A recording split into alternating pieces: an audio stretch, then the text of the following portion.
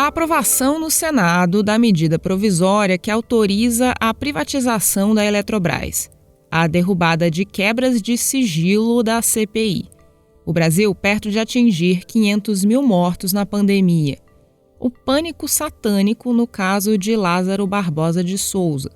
O relato de racismo no Leblon e mais. Eu sou a Letícia Arcoverde e esse é o Durma Com Essa, o podcast de notícias do Nexo.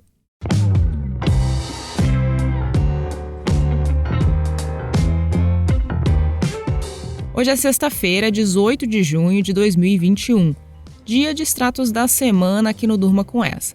Hoje eu faço um resumo do que foi notícia nos últimos dias. Vamos lá? A semana que termina foi marcada pela aprovação no Senado Federal da medida que autoriza a privatização da Eletrobras, uma das maiores estatais brasileiras. O texto foi aprovado com 42 votos favoráveis e 37 contrários entre os senadores. E agora precisa passar de novo por votação na Câmara dos Deputados, na segunda-feira. Como é uma medida provisória, se a proposta não for aprovada até terça, dia 22 de junho, ela perde a validade.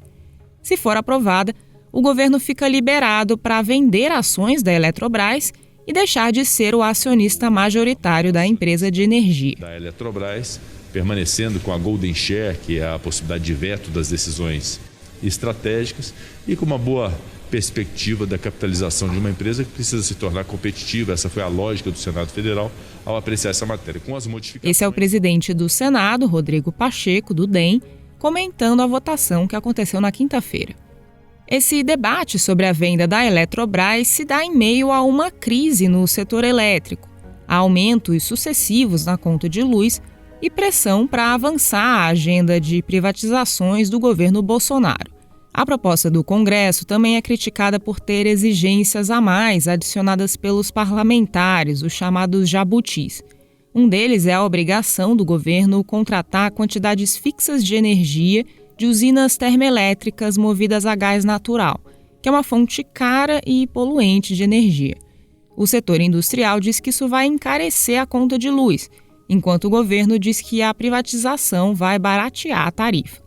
Aqui no Nexo, Marcelo Rubissec falou com especialistas que detalharam os argumentos a favor e contra a proposta de venda da estatal.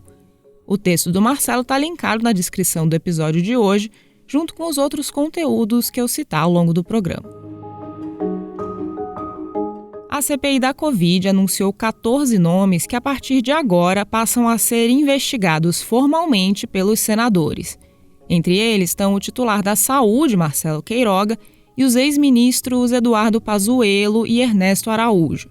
Outro investigado é o empresário Carlos Wizard, que durante a semana deixou de comparecer a um depoimento. Ele está no exterior e, quando voltar, pode ser conduzido à força ao Congresso para falar. O Carlos Wizard é alvo de senadores pela suspeita de ser parte de um ministério paralelo da saúde, como mostrou aqui no Nexo a Isabela Cruz. Esse grupo, também chamado de Gabinete Paralelo, teria assessorado o presidente Jair Bolsonaro com medidas anticientíficas na pandemia. A CPI pediu a quebra de diferentes tipos de sigilo, como fiscal e telefônico, de vários investigados e outros nomes. Alguns ministros do Supremo derrubaram uma parte desses pedidos. Outros mantiveram a abertura de dados. O Nexo explicou as divergências entre os membros do tribunal, que vem num momento em que os depoimentos da CPI estão mobilizando menos a atenção do público. Enquanto a comissão continua sua apuração, o Brasil se aproxima das 500 mil mortes pela Covid-19. Os números da pandemia no país vêm passando por uma nova alta, como a gente contou aqui mesmo no Durma. Uma série de crimes em cidades do Distrito Federal e Goiás deixou moradores da região em alerta. A polícia procura há mais de uma semana Lázaro Barbosa de Souza, suspeito de cometer assassinatos e sequestros. As motivações dele ainda são desconhecidas, mas objetos que foram encontrados em cenas dos crimes cometidos fizeram a polícia citar um suposto envolvimento com bruxaria e satanismo. A divulgação dessa hipótese, que tem repercutido bastante na mídia e nas redes sociais, foi criticada por especialistas pelo risco de reforçar preconceitos religiosos. Aqui no Nexo, César Gaglione explicou por que essas associações com satanismo são feitas e como elas já moveram diversas investigações de crimes na direção errada. No Rio de Janeiro, um relato publicado nas redes sociais viralizou e expôs o racismo que faz parte do cotidiano da população negra. Segundo o instrutor de surf Matheus Ribeiro, que é negro, um casal branco o acusou de roubar uma bicicleta elétrica no Leblon no fim de semana. Matheus estava com a sua própria bicicleta naquele momento. Ele filmou parte da discussão com Tomás Oliveira e Mariana Spinelli, que serão investigados pelo crime de calúnia. Esse é o Matheus falando sobre o caso com o jornalista Diego Sarza, do portal UOL. Por exemplo, na delegacia eu fui orientada a não denunciar como racismo ou injúria, porque no vídeo ela não fala nada de cor. E isso, para mim, ela não precisou falar nada de cor. É exatamente isso. Se eu fosse um jovem branco, a abordagem seria totalmente diferente. Então, mesmo que não se fale a respeito de cor, não fale a palavra preto, não fale qualquer outra coisa que seja pejorativo, fala muito respeito a isso, e a gente sabe disso. A polícia depois identificou um suspeito de furtar a bicicleta do casal. Esse suspeito é um homem branco.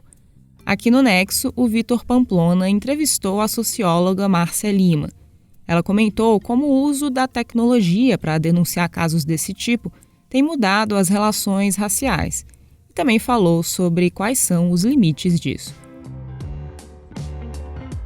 Esse foi mais um Extratos da Semana. Na segunda-feira, o Durma Com Essa tá de volta.